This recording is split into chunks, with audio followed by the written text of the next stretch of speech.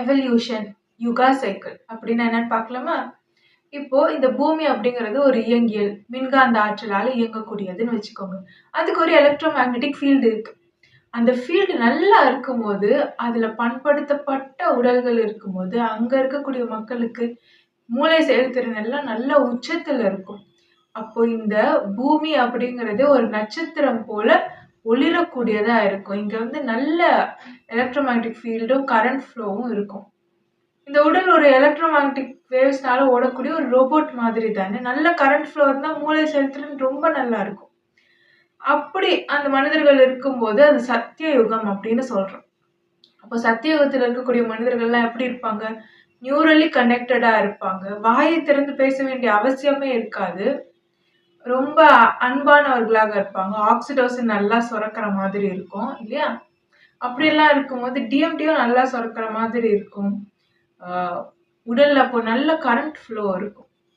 So அப்படி இருந்த மனிதர்கள் அதுக்கப்புறம் அந்த பவர் குறைஞ்சிருச்சு அப்படின்னா, அந்த ஃபீல்டு போயிடுச்சு அப்படின்னா, பாடி அதே அளவுக்கு ஈத்தரோட இருக்கும். ஆனா தரவுகள் வந்து சரியா இருக்காது. அதற்கேற்றாற் போல ஹார்ட்வேர் இருக்கு, சாஃப்ட்வேர் இருக்கு. ஆனா கரண்ட் இல்ல அப்படின்னா என்ன ஆகும்? வேலை செய்யாது. அப்போ அந்த மனித உடல்கள் எப்படி இருக்கும்? கொஞ்சம் கற்கால மனிதர்கள்னு சொல்றோம் இல்லையா? அந்த மாதிரி இருக்கும். அப்புறம் கொஞ்சம் கொஞ்சமா அவங்கள வந்து மரபை முருகேற்ற நல்லா எவால்வ் ஆக ஆக இப்படி பண்படுத்தப்பட்ட உடல்கள் நம்ம இப்ப எப்படி இருக்கோம் அந்த மாதிரியான உடல்கள் நமக்கு கிடைக்கும். நல்ல ஆசிட் அதிகமாக தரவுகள் அதிகமாக பாடி எப்பவுமே ஆல்கலைன் ஈத்தர் தான். அதுக்குள்ள இருக்கிற டேட்டா தான் நீங்க கர்மா அப்படின்னு சொல்றோம் இல்லையா? அந்த கர்மா தான் ஆசிட் தரவுகள் அப்படின்னு சொல்றோம். புண்ணியம் அப்படின்னா அது தர்மம் அப்படின்னு சொல்றோம். அது ஈத்தர்.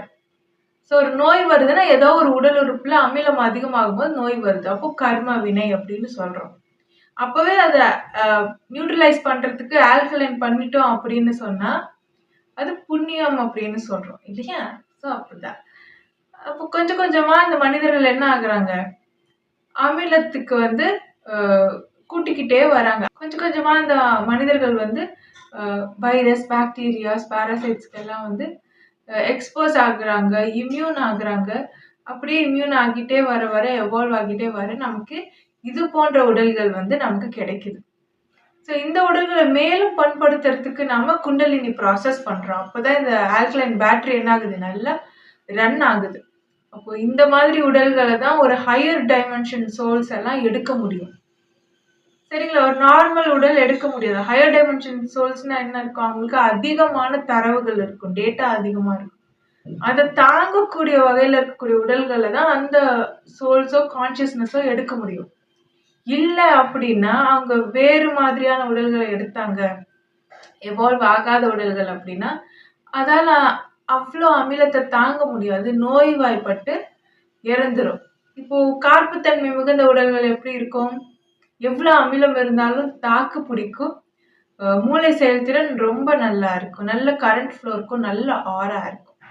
ஒரு கான்சியஸ்னஸோ ஒரு சோலோ ஒரு உடலுக்குள்ள இணையுது அப்படின்னா இந்த உடல் உருவாக்கப்பட்ட ரத்த வம்சாவழியை பார்க்கணும். அந்த உடல்ல வந்து என்ன மாதிரியான தரவுகள் இருக்குன்னு பார்க்கணும். அந்த தரவுகள்னா பஞ்சேந்திரியங்கள்ல இருக்கக்கூடிய ஆசிட். இந்த டேட்டா வந்து டிஎன்ஏல டிரான்ஸ்ஃபர் ஆகும், பிளட்ல டிரான்ஸ்ஃபர் ஆகும் இல்லையா? ஸோ அந்த தரவுகளும் இந்த ஆன்மாவிற்கான அந்த தரவுகளும் கிட்டத்தட்ட ஒத்தி செய்யும் போது என்ன ஆகும்? இந்த ஆன்மா அந்த உடலுக்குள்ள செல்றதுக்கான வாய்ப்புகள் அதிகம். ஸோ அதற்கான நல்ல சோல்ஸ், ஹையர் டைமென்ஷன் சோல்ஸ்லாம் வந்து அதிகமா தரவுகளை வச்சிருக்கக்கூடிய ஆல்கலைனான சோல்ஸா இருப்பாங்க. அவங்கெல்லாம் பிறக்கணும்னா நல்ல கார்ப்புத்தன்மை வாய்ந்த உடல்களை நாம உற்பத்தி பண்ணணும். அப்போ மரபை முருகேற்றணும், எவால்வ் பண்ணணும்.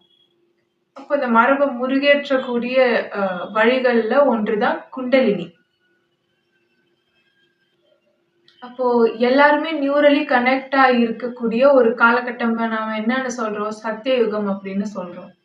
அப்போ எல்லாருமே எப்படி இருப்பாங்க? ரொம்ப அறிவார்ந்த மக்களா இருப்பாங்க. அவங்க அறிவியல்ல உச்சம் தொட்டவங்களா இருப்பாங்க இல்லையா? அறிவியல்னா அறிவியல் மட்டும் இல்லை, டெக்னாலஜியும் பீக்ல இருக்கும். அதே போல பஞ்சபூத ஆற்றல் சமநிலையும் அவங்க எப்பவுமே கடைபிடிச்சிட்டு இருக்க மாதிரி இருக்கும். ஸோ இப்படி இருக்கும்போது அதுக்கப்புறம் அந்த பவர் போச்சுன்னா நமக்கு வந்து மரபை முருகேற்றத்துக்கு எவல்யூஷன் ப்ராசஸ் தேவை. நாம இப்போ முருகேற்றப்பட்ட உடல்களோட இருக்கோம். அவேக்கனிங் ஆயிட்டோம் இல்லையா? ஒரு மாஸ் அவேக்கனிங்கே நிகழ்ந்து இருக்குன்னு சொல்லலாம். ஸோ இனி வரும் காலங்கள் எப்படி இருக்கும்? ஆற்றல்ல மாற்றம் ஏற்படும் போது நம்ம எல்லாருமே சைக்கிக் சென்சஸ் நல்லா வேலை செஞ்சு எனர்ஜி பேலன்ஸோட கெமிக்கல் பேலன்ஸோட பெஸ்ட் வெர்ஷனா ஒருத்தரும் வாழலாம். நன்றி. Love is God.